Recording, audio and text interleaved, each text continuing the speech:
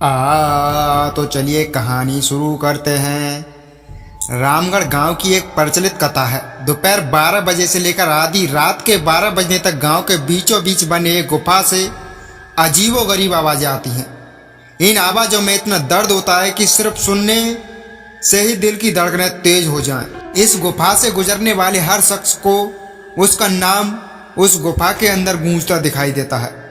पिछले 37 सालों से इस गुफा के अंदर से भयानक आवाजें और खतरनाक हरकतें होती जा रही हैं। एक तो ये गुफा गांव के बीचों बीच है और ऐसे में गांव के लोगों को इस गुफा के खौफ को खत्म करना ही होगा, और ये तभी खत्म होगा जब अंदर से ये खौफनाक आवाजें और आकर्षण खत्म होगा। साल 2013 की बात है जब दो पैरानॉर्मल इन्वेस्टिगेटर राजू और अनमोल को इस गुफा का रहस्य जानने के लिए बुलाया जाता है। दोनों गुफा की ओर जाते हैं, तभी गांव का एक आदमी गोपाल उन दोनों से कहता है। गोपाल कहता है, साहब जी आप लोग अंदर जाने की जिद छोड़ दो, अभी भी कह रहे हैं कि इस गुफा का सच बहुत ही खतरनाक होगा। राजू कहता है, अरे गोपाल जी हमारी तो ये ड्यूटी है, हमारा डिपार्टमेंट हमें तो जो टास्क देता है उसे पूरा करना ही है।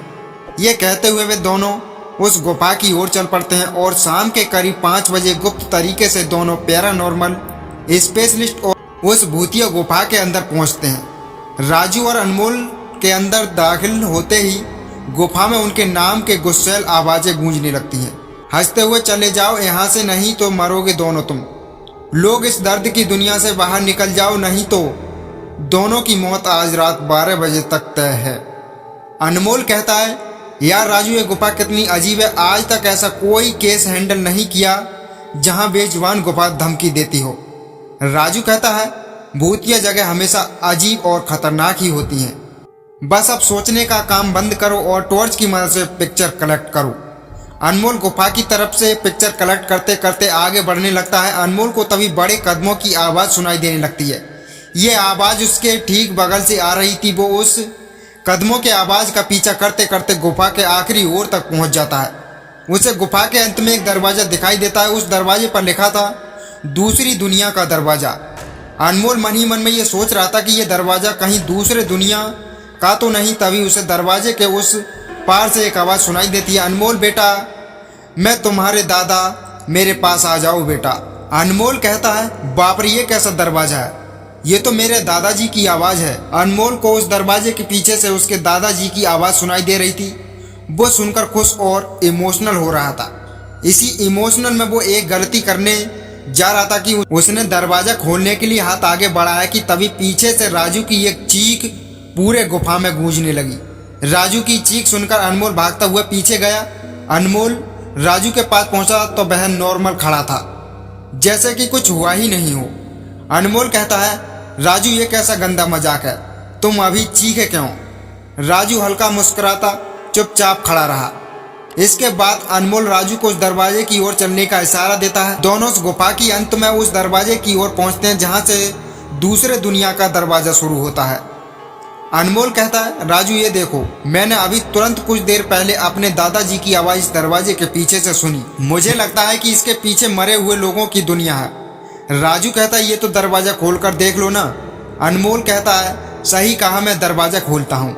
अनमोल दरवाज़ा खोलने वाला ही था कि तभी उसकी नज़र राजू की एक शरीर पर पड़ती है।